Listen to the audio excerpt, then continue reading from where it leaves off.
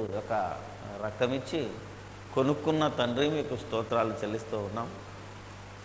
యేసు రక్తంలో కడగబడిన మా ఈ రక్త సంబంధం మా జీవితంలోని ఆఖరి క్షణం వరకు కొనసాగించగలుగుటకు సహాయం దయచేయమని మనుషుల వైపు, సంఘాల వైపు, సంస్థల వైపు, ఆఖరికి మా వైపు మేం చూసుకోకుండా మా విశ్వాసానికి, ఈ సృష్టికి కర్త అయిన మా యేసుక్రీస్తు వైపు చూసే భాగ్యమే మా అందరికీ అనుగ్రహించమని, మేమేమి వినుచున్నామో జాగ్రత్తగా వినగలుగుటకును, విని దాని ప్రకారము ప్రవర్తించి మా బ్రతుకులతో పాటు అనేక మంది బ్రతుకులను ఆనందమయం చేయగలుగున్నట్లు సహాయము దయచేయమని మా ప్రభువైన యేసుక్రీస్తు పేరట ఈ ప్రార్థన మీకు సమర్పిస్తున్నాము తండ్రి. ఆమేన్. క్రీస్తునందు ప్రియమైన వారలారా, దేవుని యొక్క జ్ఞానం అనగా యేసుక్రీస్తు ఈ ప్రపంచంలో ప్రతిదానికి కారణభూతుడు, కలిగి ఉన్నదేది ఆయన లేకుండా కలగలేదు గనక యేసును కలిగి ఉన్న మనం ఎలా ఉండాలి, ఆ యేసు ఎలా ఉన్నాడు అనేది ఈరోజు సంఘములో జీవుడిగా, ప్రత్యేకంగా క్రైస్తవ సంఘములో సంఘ సభ్యుడిగా మరి బ్రతుకుతున్న, నడుస్తున్న మనము ఎలా ఉండాలి అనేది ఒక ప్రాధాన్యమైన అంశం. అందుకనే దైవజనుడు ఒక దైవజనుడిని హెచ్చరిస్తూ ఏమని పలుకుతున్నాడో ఒకసారి చూద్దాం. తిమోతికి రాసిన మొదటి పత్రిక, మొదటి తిమోతి 3వ అధ్యాయము, మొదటి తిమోతి 3వ అధ్యాయము 15వ వచనం. అయినను నేను ఆలస్యము చేసిన ఎడల దేవుని మందిరములో అనగా జీవము గల దేవుని సంఘములో జనులు ఎలాగో ప్రవర్తింపవలెనో అది నీకు తెలియవలనని ఈ సంగతులను నీకు వ్రాయిచున్నాను. ఆ సంఘము సత్యమునకు స్తంభమును ఆధారమునై ఉన్నది. దేవుడు దేవుని ప్రజలను ఒక సంఘముగా ఏర్పాటు చేస్తూ, ఆ సంఘములో ఒక్కొక్క సభ్యుడు, ఆ సభ్యుడు కలిస్తే సంఘం, ఆ సంఘము ఎలా ఉండాలి, అది జీవము కలిగిన దేవుని సంఘం అయితే ఆ సంఘము ఎలా ఉండాలి అని రాసుకుంటూ వస్తున్నాడు. దేవుడు నూతన నిబంధనలో మనల్ని సంఘముగా చూశాడు. పాత నిబంధనలో ఇశ్రాయేలీయులను తన జనాంగముగా, అక్కడ కూడా జనాంగమే, అంటే జనుల యొక్క సమూహమే, అక్కడ దేవాలయముగా, దేవుని ప్రజలుగా మాట్లాడిన దేవుడు నూతన నిబంధనలో సంఘముగా, సమాజముగా, అది దేవుని నమ్మినదైతే, దేవుణ్ణి వెంబడించినదైతే, దేవుని కోసం బ్రతుకుతున్నదైతే ఎలా బ్రతకాలి అని ఒక నియమ నిబంధనలు చెప్పినట్టుగా మనం చూస్తున్నాం. ఇంతకుముందు మన అధ్యాయం చదివాము, ఏంటిది, ద్వితీయోపదేశ కాండము 12వ అధ్యాయంలో ఆనాటి సంఘానికి, ఆనాటి సమాజానికి ఏం చెప్పాడు అని మనం ఆలోచిస్తే, మీరు స్వాధీనపరుచుకొనబోవు స్థలము అన్నాడు. ఏమన్నాడండి? ఇప్పుడు 12వ అధ్యాయంలో మొదటి మాటను కనుక మీరు చూస్తే, ద్వితీయోపదేశ కాండం చదువుకున్నాం కదా ఇంతకుముందు, ఏమనుంది అందులో? ఆ స్థలంలో ఎత్తైన కొండలేమి, ఊర్లేమి, ఏం చేసినా అది ఎక్కడైతే వాళ్ళు బలులు, పూజలు చేశారో, వాళ్ళు దేవాలయాలు, దేవతా ప్రతిమలు పెట్టారో వాటన్నింటినీ కూలగొట్టండి, ధ్వంసం చేయండి. అవునా కదా?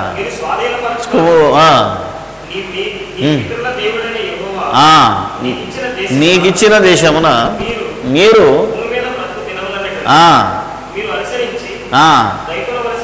కట్టడలు ఏంటంటే, ఏంటి అవి? ఎవరైతే ఇంతకుముందు ఉన్నారో మీకు స్వాధీనపరచడానికి నేను దేశాన్ని ఇస్తున్నాను, అంతకుముందు ఎవరు ఉంటారు అక్కడ? అన్యజనులు ఉన్నారు. వాళ్ళు ఏం చేసేవాళ్ళు? బలిపీఠాలు కట్టుకొని, పూజా ప్రతిమలు పెట్టుకొని, దేవతా బొమ్మలు పెట్టుకొని అవన్నింటినీ ఉన్నారు. ఇప్పుడు మీరు వెళ్ళిపోగానే ఫస్ట్ చేయవలసిందేంది? ఆ దేవాలయాలను కూలగొట్టండి, ఆ బొమ్మల్ని తీసిపడేయండి అన్నాడు. ఇంతకీ ఆ జనాలకు ఇచ్చింది ఏంటిది? దేశం అని. ఏ దేశం? ఫిజికల్గా మట్టి, ఓన్లీ భూభాగమే.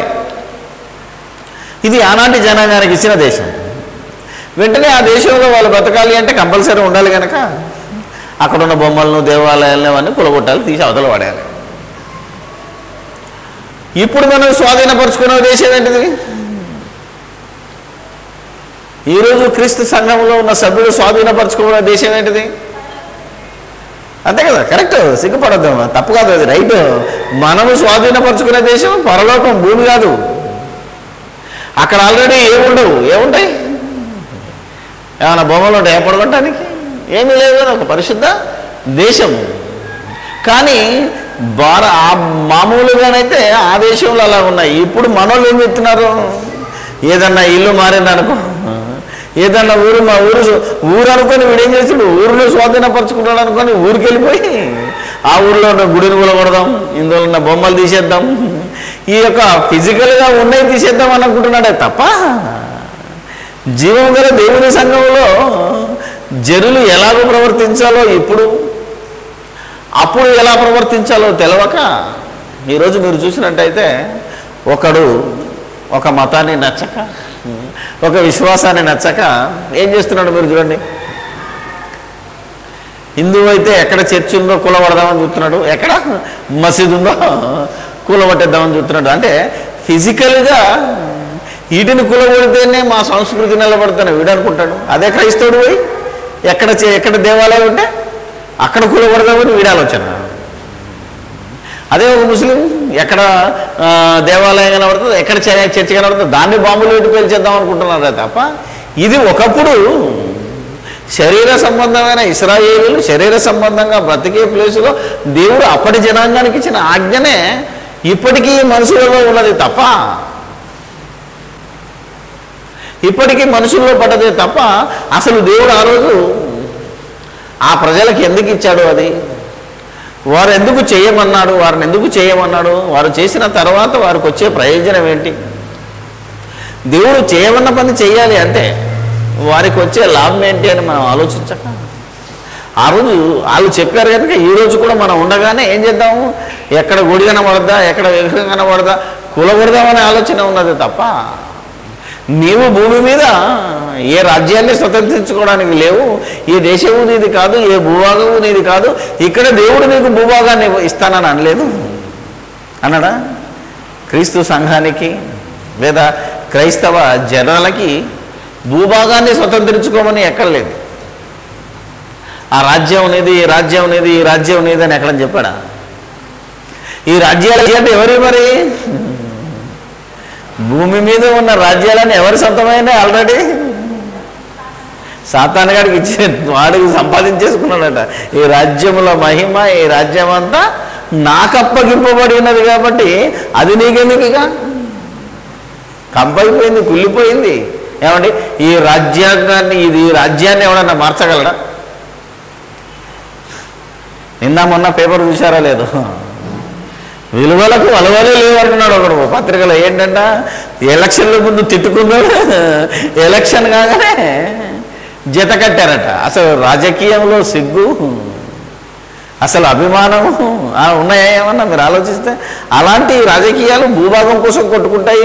ఈ దేశాన్ని పరిపాలించడానికో, దేశంలో ఉండటానికో, బతకడానికో, ఈ దేశాన్ని బిల్డింగ్ కట్టుకోవడానికో, లేదా ఏదో ఆచరించడానికి, ఆనందించడానికి ఇవన్నీ వచ్చాయి కనుక అలాంటి వాడు ఆలోచిస్తాడు, ఎక్కడ బిల్డింగ్ అలగొట్టి నా బిల్డింగ్ కట్టుకుందామని, ఎక్కడ గుడి కొట్టి చర్చి కట్టుకుందామో, లేదా చర్చి కూలగొట్టి మసీదు కడదామని, మసీదు కూలగొట్టి దేవాలయం కడదామని, ఇలా సాతాను కింద ఉన్న ఈ సామ్రాజ్య అధికారులు లేదా సాతాను ప్రేరేపణ కింద ఉన్న వాళ్ళు ఆలోచిస్తారు తప్ప ఇప్పుడు జీవము గల దేవుని సంఘంలో ఉన్నవాడు ఎలా ఆలోచించాలి? నిజంగా నువ్వు దేవుని కుమారుడవైతే, నీ దేవుడు జీవించుచున్న దేవుడైతే నువ్వు కూడా జీవించి ఉండాలి అన్నాడు. సంఘం ఎలా ఉండాలి? జీవము గల దేవుని సంఘం. అంటే సంఘానికి జీవం ఉన్నది అని గుర్తేంటిది? మనం బ్రతుకుతున్నాం అన్నది గుర్తేంటిది? ఏమండి, గుండె కొట్టుకోవాలి, అంతే కదా. వెంటనే ఎక్కడ చేస్తారు? మనం బతుకున్నావా లేదంటే ముక్కు దగ్గర ఏలు పెట్టి చూస్తారు. ఏమని? ఉచ్ఛ్వాస నిశ్వాసలు ఉన్నాయా, లేదంటే నువ్వు ఊపిరి విడుస్తూ బయటకు వస్తున్నావా లేదా అని చూస్తాడు. నెక్స్ట్ నాడి పట్టుకుంటాడు, నాడి కొట్టుకోవాలి అంటే, అవునా కదా, మీరు ఆలోచించాలి. ఆ తర్వాత వీడు బతికే ఉండడానికి గుర్తేంటిది? నీలో కదలిక ఉండాలి, అవునా కదా. కను రెప్పన్నా కదిలించాలి, నోరన్నా తెరవాలి, ఏమంటే మీరు ఆలోచన, చెయ్యన్నా కదిలించాలి, కాలన్నా కదిలించాలి, టోటల్గా నీ బాడీనన్నా అలా కదిలించగలిగితేనే జీవం ఉన్నదని నీకెలా చెబుతారో ఆ సంఘము కూడా జీవం కలిగింది అంటే ఈ సంఘము కదులుతూ ఉండాలి, ఈ సంఘము చలించేదై ఉండాలి, ఈ సంఘము ప్రతి దినము ప్రతి క్షణము ఊపిరి విడుస్తూ ఊపిరి లాగుతూ ఉండాలి అని ఒక ఆధారం చెప్తున్నాడు. ఇంతకీ ఏదా ఆధారము? లోక సంబంధమైన ఆలోచనల, లోక సంబంధమైన పద్ధతుల, లోక సంబంధమైన ఆచారాల, వాళ్ళు అలా చేస్తే మనం ఇలా చేయాలి, వాళ్ళు ఇలా చేస్తే మనం ఇలా చేయాలి అని లోక సంబంధంగా ఆలోచించకూడదు ఏ సంఘం.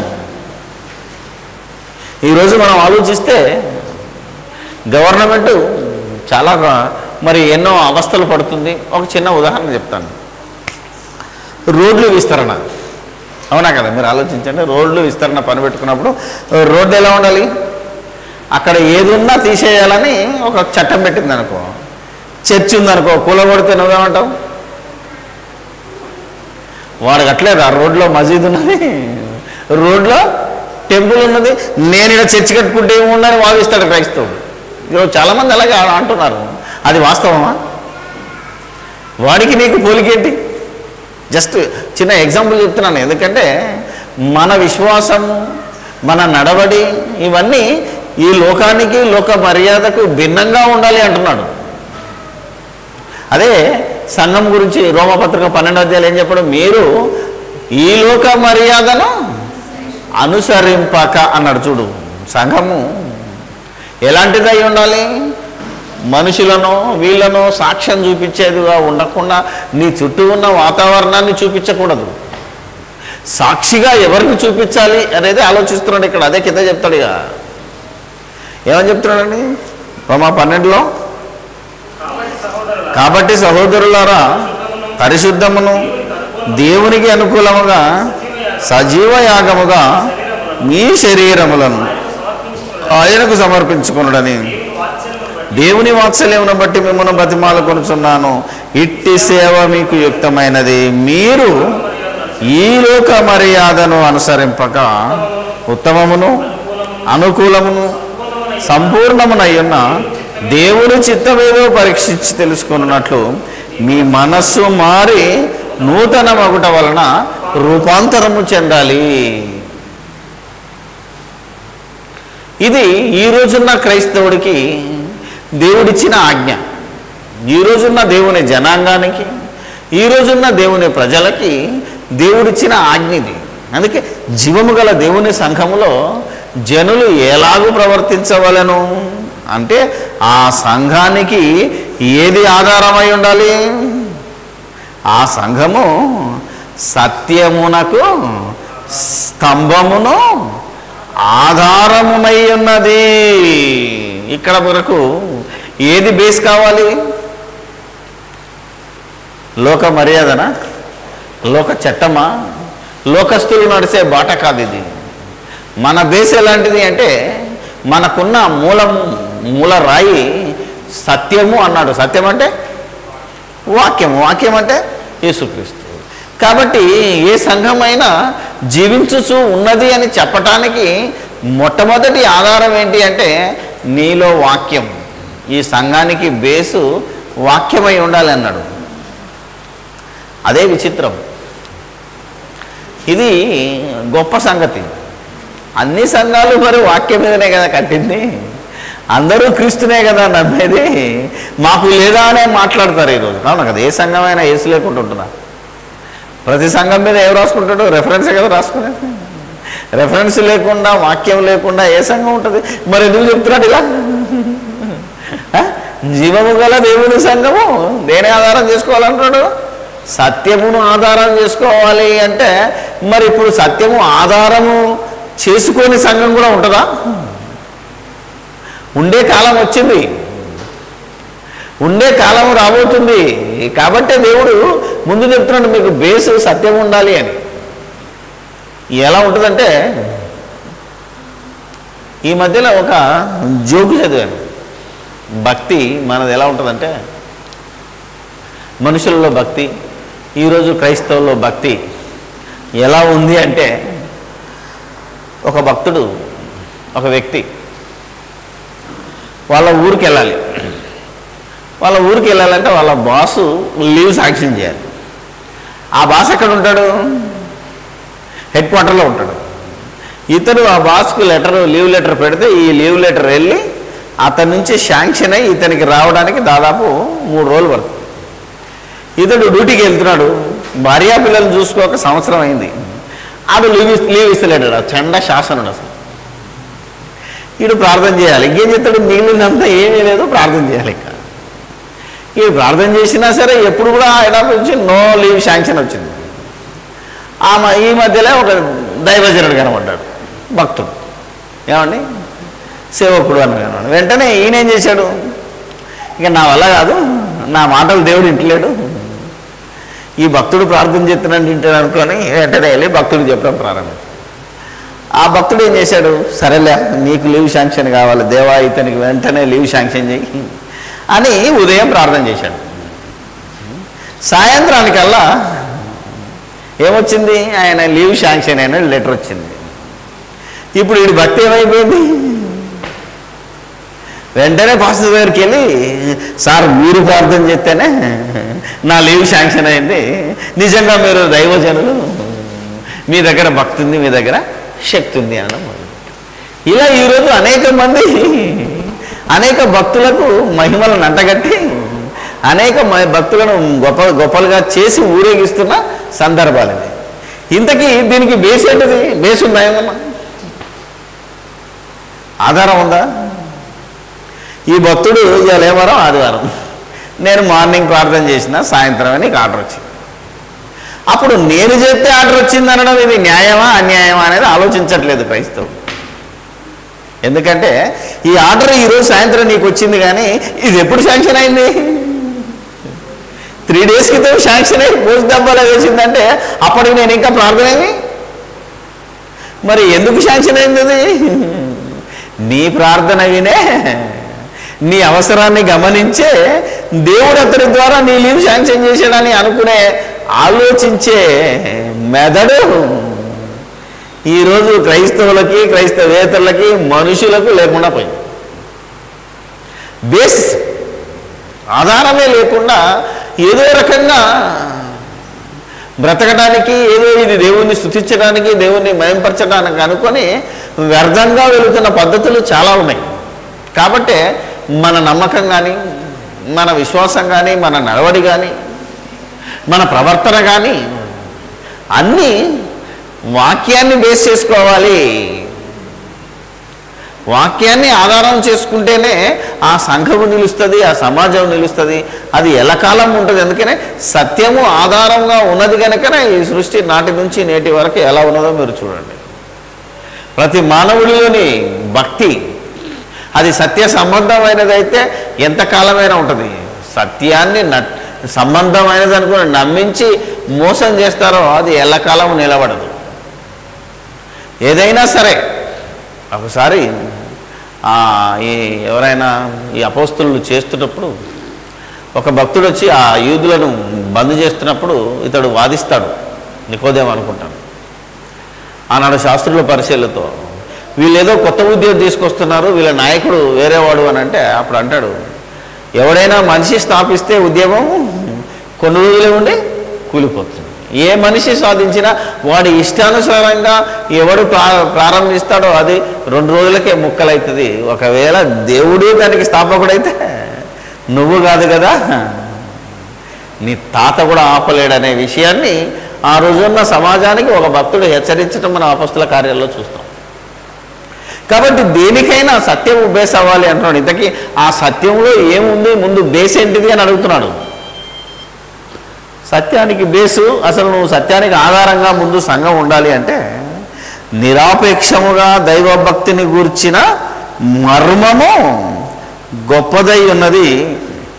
అదేంటిదంటే ఆయన సశరీరుడుగా ప్రత్యక్షుడయ్యరు. ఎవరి రైతుకి? యేసుక్రీస్తు ఏమయ్యాడంటే భూమి మీదకి సశరీరుడుగా, అంటే శరీరధారి అయి భూమి మీదకి వచ్చాడు. వచ్చాడా, పుట్టాడా భూమి మీద? చూసారా మీరు? ఆలోచించండి. యేసుక్రీస్తు పుట్టాడా, ప్రత్యక్షమయ్యాడా? మీకు జన్మదినం రోజు చెప్పాను ఏదండి, క్రీస్తు జన్మదినం రోజు. యేసుక్రీస్తు భూమి మీద పుట్టలేదు. ఎక్కడ పుట్టాడు? పరలోకంలోనే పుట్టాడు. నీవు నా కుమారుడవు, నేడు నేను నిన్ను కనియున్నానని దేవుడు పరలోకంలోనే యేసుక్రీస్తు మాట్లాడాడు కనుక అలా పరలోకంలో పుట్టినవాడు భూమి మీద ఏమయ్యాడు? ప్రత్యక్షమయ్యాడు, భూమి మీదకి వచ్చాడు. అందుకే యేసు బోధనలో ఏమని ఉంటుంది? నేను పరలోకము నుండి దిగి వచ్చి తిని అనే మాట ఉంటుంది.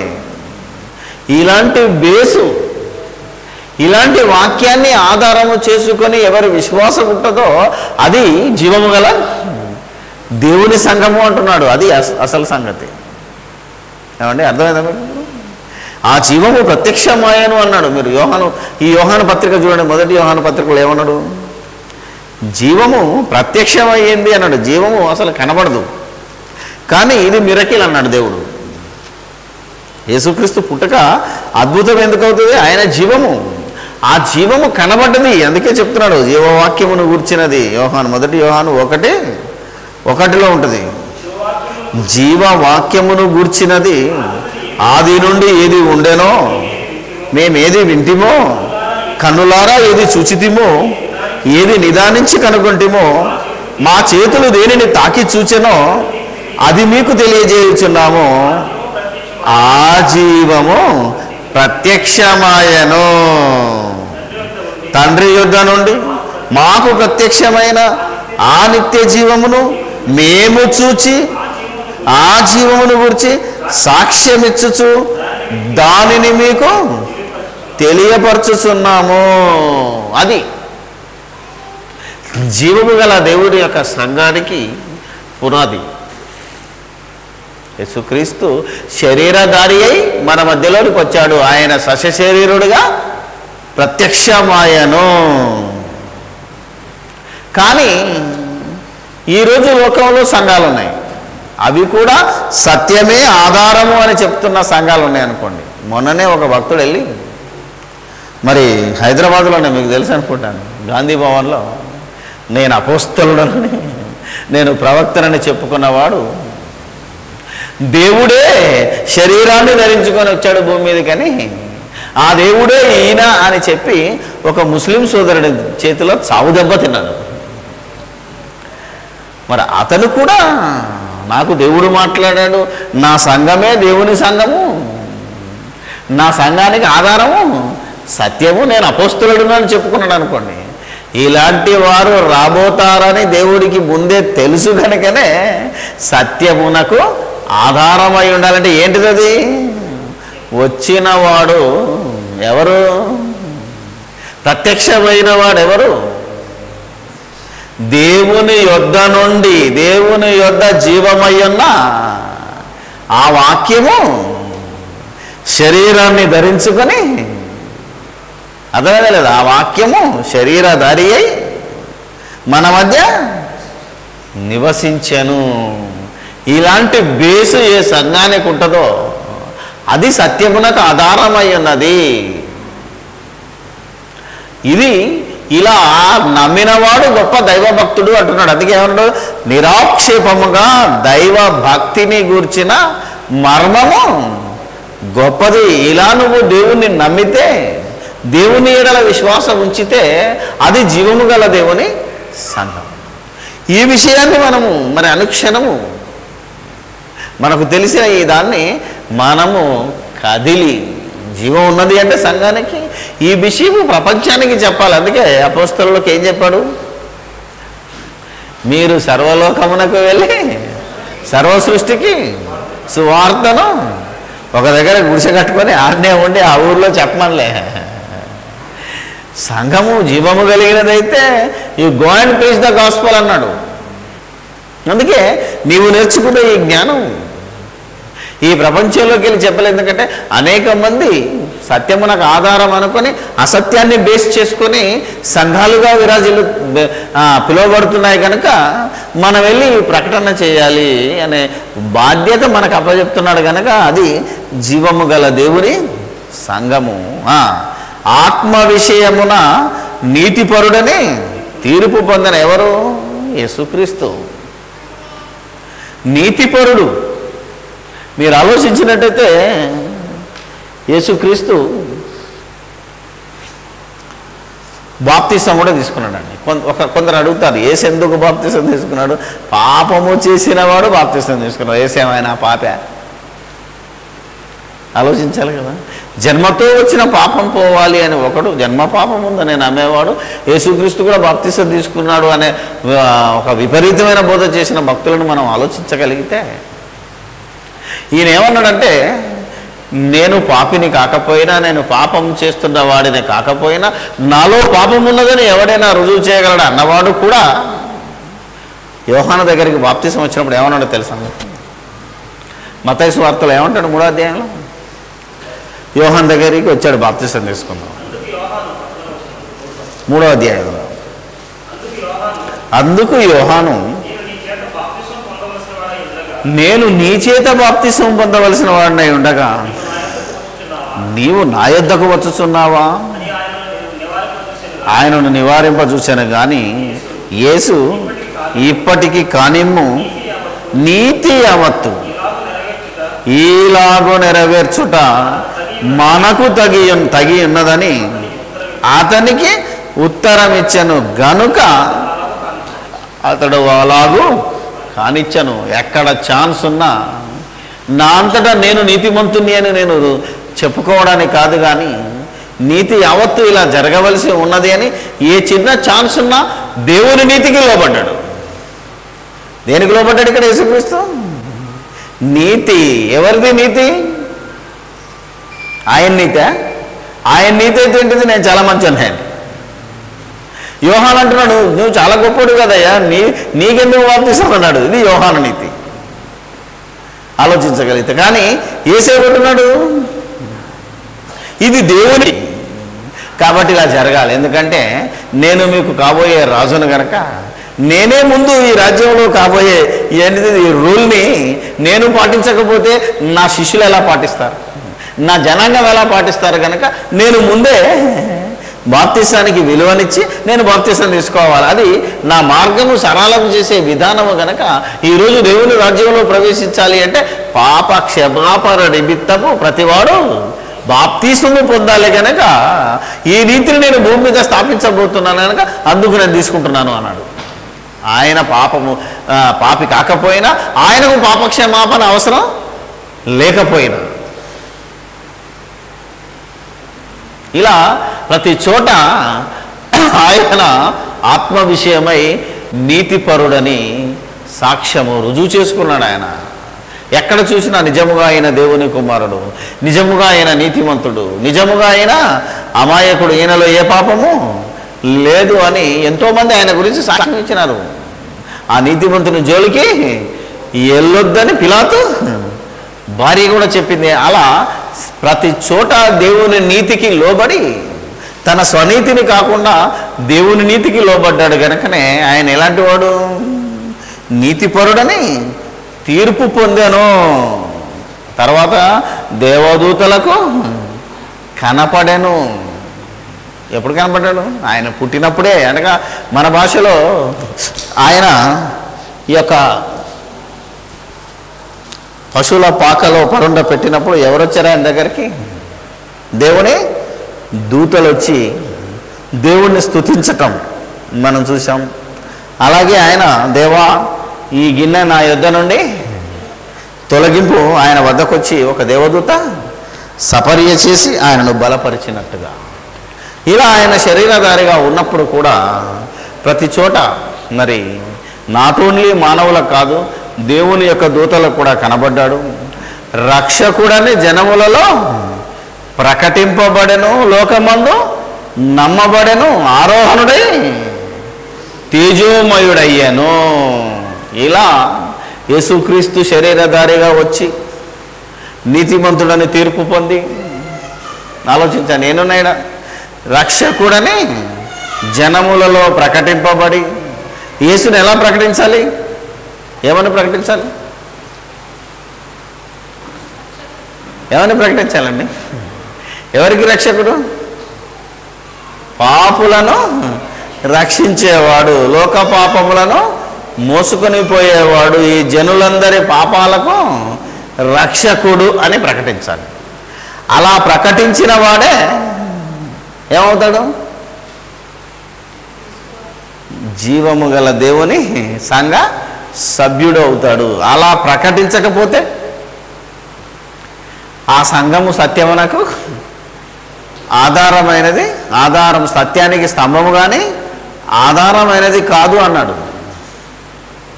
మన ఎదురుగానే ఒక రెవరెండ్ ఉన్నాడు, తెలుసో లేదా మీకు? ఒకరోజు పోటీకి వచ్చాడు, త్రిత్వమా ఏకత్వమా అని వచ్చి ఇక్కడికి వచ్చి అన్నాడు, యేసునేమని ప్రకటిస్తావు అని అడిగాను. యేసే దేవుడనే ప్రకటిస్తానన్నాడు. కావాలంటే మన వాళ్ళందరూ ఉన్నారు, అయితే నువ్వు పోతావు పో అన్నాడు. ఎందుకంటే నీకు సత్యం కాదు, బేస్ లేదు నీకు అన్నా. అదేంటి దేవుడు చెప్పింది ఏంటిది? రక్షకుడని జనములలో ప్రకటించమన్నాడు. యేసు అనే పదానికి ఏంటి, ఏమర్థం? రక్షకుడు అని అర్థం. అలా ఎప్పుడు చూసినా కానీ మీరు ఆలోచిస్తే ఇంత కష్టంగా ఉంది, ఇంత అద్భుతంగా బోధ చేస్తున్నప్పుడు ఈ బోధలేని సంఘాలే, ఈ బోధలేని వాళ్ళే ఏదో ఉన్నతిగా పొందినట్టు, అంతే కదా మనం ఆలోచిస్తే. ఇలాంటి వాడు ఎదుగుతున్నాడు అని చాలామంది ఏమనుకుంటారంటే ఇదే గొప్ప సంఘం, మాదే భక్తి గల సంఘం. మా సంఘంలో చూస్తే ఎంతమంది అట? 1,00,000 మంది సభ్యులు ఉన్నారట. మీరు కనుక ఆలోచిస్తే అలాంటి సంఘము గొప్ప సంఘం అని అనుకుంటున్నారు తప్ప, మంది ఎక్కువ ఉన్నది కాదు సంఘం, లేదా డబ్బులు ఎక్కువ వచ్చింది కాదు సంఘం, లేదా దానికి బ్రాంచ్ చర్చిలు ఎన్ని ఎక్కువ ఉన్నాయి అనేది కాదు సంఘం. ఆ భక్తి ఎలా ఉంది, దాని బేస్ ఎలా ఉంది, అది సత్యమునకు ఆధారం అయి ఉన్నదా, అది జీవము కలిగిన దేవుని యొక్క వాక్యానుసారంగా స్థాపించబడిందా, దేవుని యొక్క వాక్యాన్ని వాక్యానుసారంగానే ప్రకటిస్తుందా అని ఆలోచించినది సంఘం. అలా ఆలోచించగలిగిన నాడే మనము కూడా దేవుని గల జీవము గల దేవుని సంఘ సభ్యులంగా మనం పిలువబడతాం. అందుకనే రక్షకుడని జనములలో ప్రకటింపబడను, లోకమందు ఏమన్నాడండి? నమ్మబడను. నువ్వు నమ్మించడానికి కాదు, ఇప్పుడు మనం ఏం చేస్తున్నాం? నమ్మించాలని ఏదో ప్రయత్నం చేస్తున్నారు.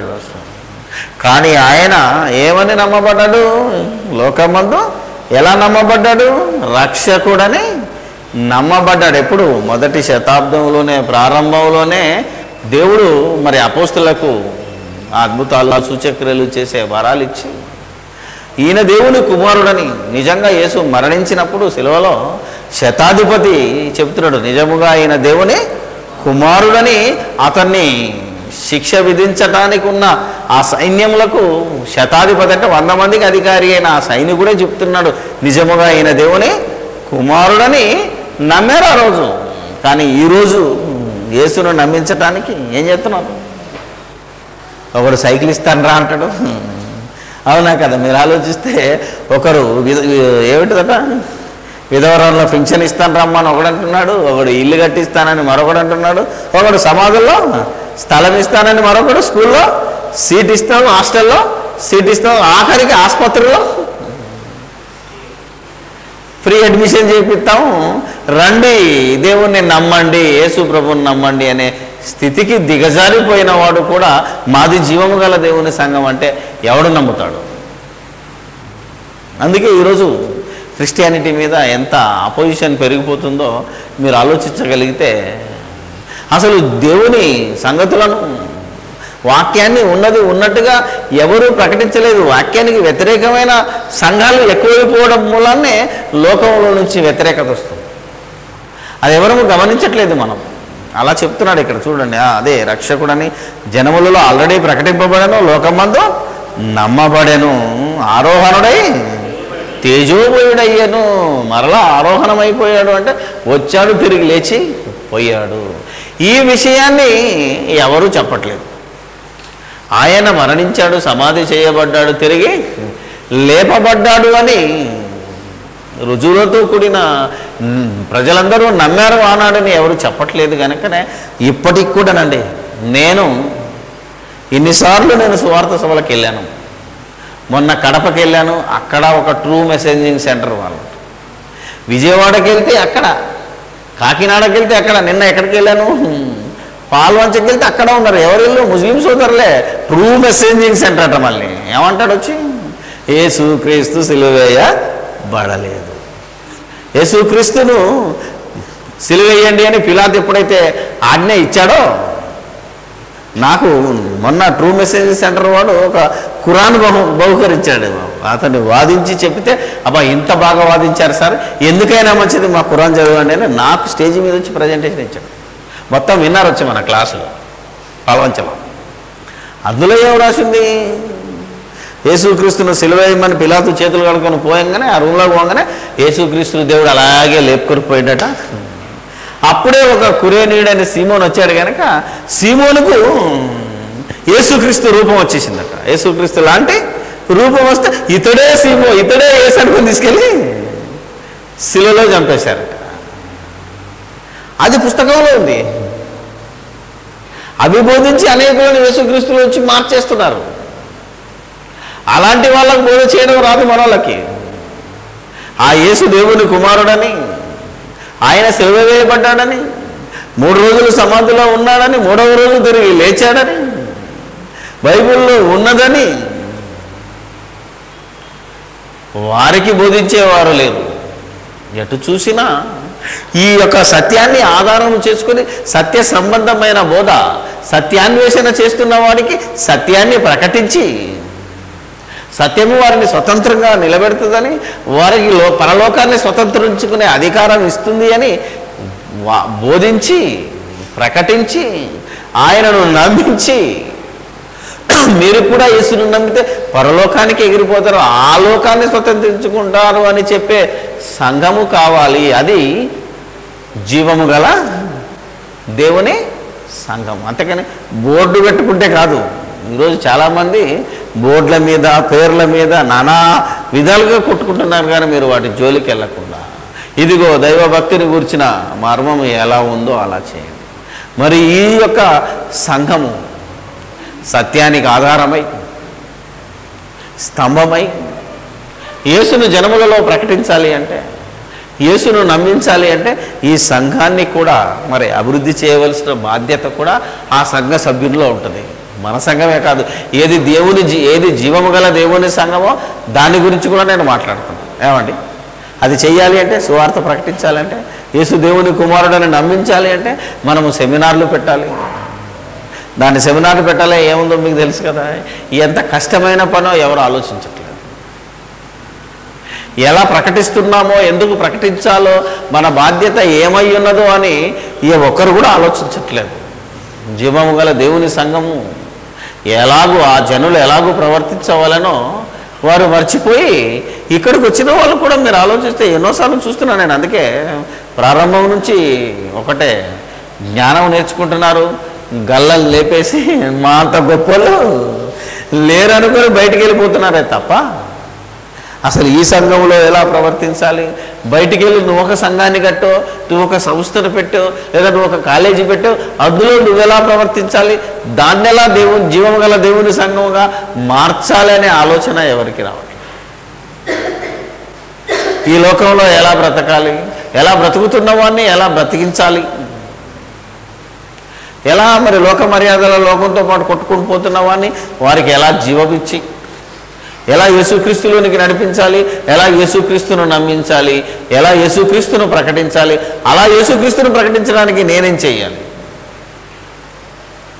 అలా ఆలోచించగలిగిన నాడే అది జీవము గల దేవుని సంఘముగా ఉంటుంది. అందులో ప్రవర్తన, అందులో నువ్వు ఎలా ప్రవర్తించాలో ఈ జీవగ్రంథంలో రాసి ఉన్నది. ఇలా ప్రతి వారము, ప్రతి దినము, ప్రతి క్షణము దీన్ని నువ్వు చదువుకుంటేనే నీకు సత్యము ఆధారంగా ఉంటుంది. నీ బ్రతుకులో సత్యం ఆధారంగా ఉండాలి. నీ బ్రతుకులో ఆ సత్యము స్తంభముగా ఉండాలి. నువ్వు బ్రతికితే నీ సంఘం బ్రతుకుతుంది కనుక, నీ సంఘం బ్రతికితే ఈ లోకం బ్రతుకుతుంది కనుక, ఈ లోకాన్ని కూడా జీవము గల దేవుని సంఘంగా మార్చాలి అంటే ముందు జీవము గల దేవుని సంఘముగా నీవున్న సంఘం మారాలి.